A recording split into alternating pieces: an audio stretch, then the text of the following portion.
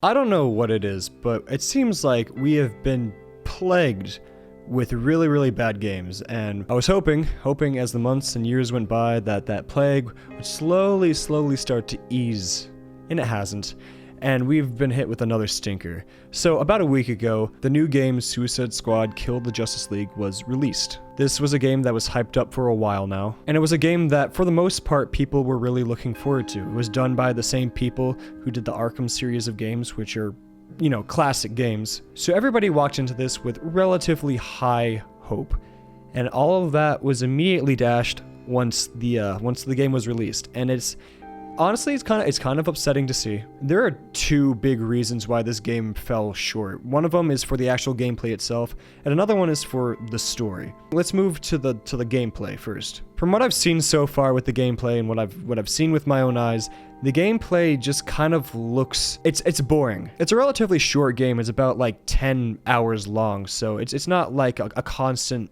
drag. Or at least you'd think it would be a constant drag. The thing is, though, is that the game is extremely repetitive. And yes, the gameplay mechanics are fun, but it doesn't change itself in any way, shape, and form. It's just the same kind of missions and stuff over and over and over again. So it's a very repetitive game, which is not really indicative of a good game.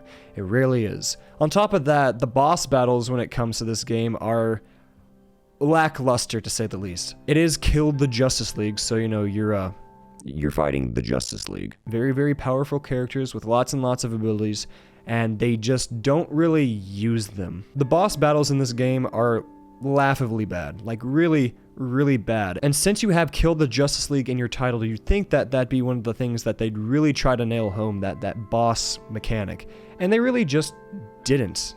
They didn't do it at all. And to make things worse, kind of as a cherry on top, a lot of the missions that they have for this game are the ones where you're escorting something. They're escorts. Now, I don't know if you know this, but in the gaming community, in the wide web of people all around the world, escort missions suck so much because it's extremely boring.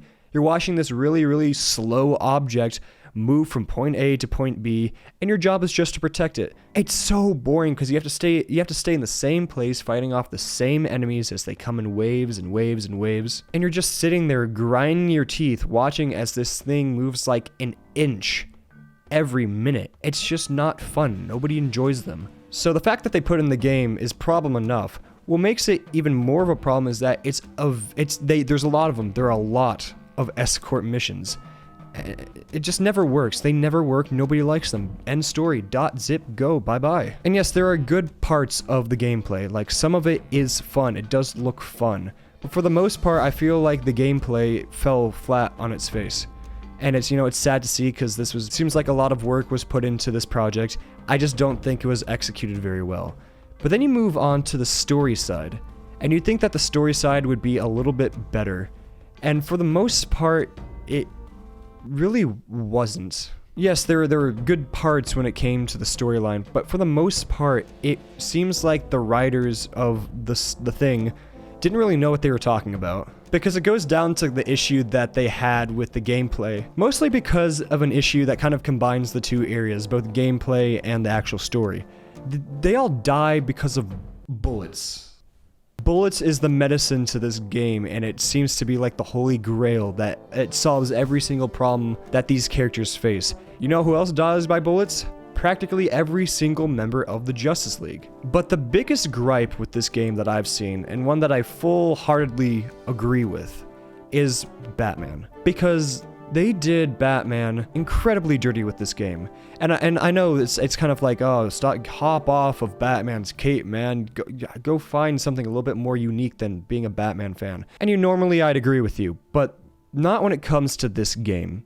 Because the big hype with this game, and why it meant a whole lot, was for two reasons. The first of which is that this was kind of seen as an epilogue to the Arkham series of games, because technically it is in that same universe, and technically this does happen after the Arkham series of games ends. A series, mind you, that had a fantastic ending. But another big reason why this game was so big was because this is one of the last voice actings of Kevin Conroy, the man who did Batman, who tragically died from cancer a couple years ago. And for a lot of people, Kevin Conroy was Batman. When it came to the Batman voice, you didn't think of Christian Bale and his 6-pack of cigarettes a day voice that he always puts on.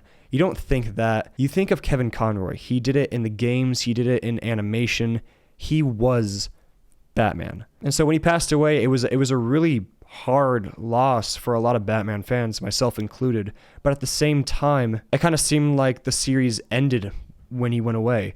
And then this game came out, and we all were surprised when we heard that he was going to be voicing that. And it was, a big excitement for a lot of people. And then they saw kind of how they did Batman in the game. And I know I haven't really put a big spoiler alert, but at this point, I might as well, better now than never, Batman just ends up dying in the most unceremonious way possible. He just gets shot in the head, and that's it. And then he's done. I feel like this game fell short when it came to paying tribute to Kevin Conroy. And yes, there are parts where they do pay tribute to Kevin Conroy, and there is a point like near the end after the story. But at the same time, I just feel like there could have been more. Because the bread and butter of that company was the Arkham series of games, which entirely revolved around Batman and that story. So for a lot of people playing this game and a lot of fans that are coming back to see what this company does, they're all Batman fans for the most part. So Batman is an extremely important part of this fan base that decided to play this game, or at least I'd argue a good chunk of them. And just to see that this is how they decide to end Batman's story, that kind of rubbed people the wrong way. Because the way the Arkham series ended, it was good. It had a good ending. And if that was the last game that Kevin Conroy ever voiced, then that would have been, that's a legacy that's being left behind, and it was a good legacy to leave.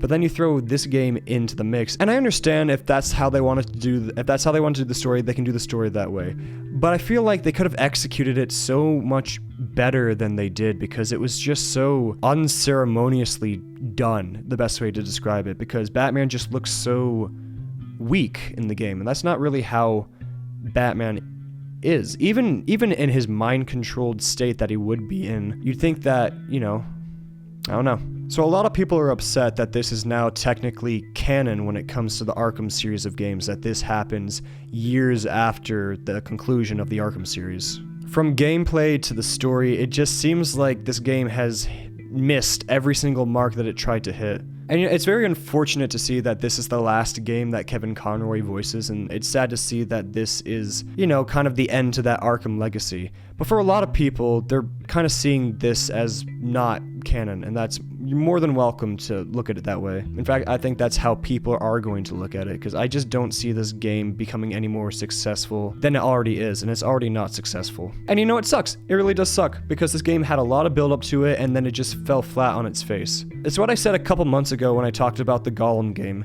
We are living in an age of games. Unlimited games.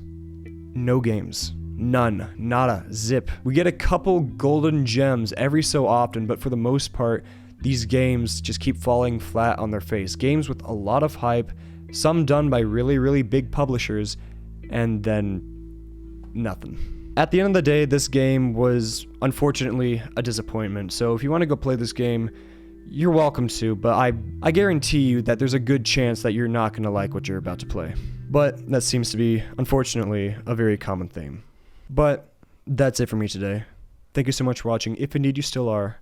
My name is Brockster, and I bid you all adieu.